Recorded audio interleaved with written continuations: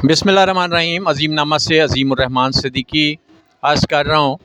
ये अज़ीम cadet school के कुछ बच्चे हैं और ये छोटे छोटे इस्लाही खेल तैयार करते रहते हैं, जिसका मकसद यही होता है कि बच्चों को एक अच्छा पैगाम दिया जाए।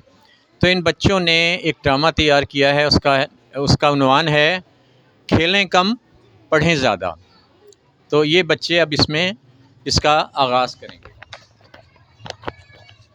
अब्दुर्रहमान हर टाइम पढ़ता रहता है, आज उसको भी खेलने के लिए लेके चले। चलो अब्दुर्रहमान, आप पढ़ते रहते हो, आओ आज खेलने के लिए चलो। अगर मैं पढ़ूंगा नहीं तो बड़ा आदमी कैसे बनूंगा। मैं सबको यही पैगाम देता हूँ कि कम खेलें और ज़्यादा पढ़ें।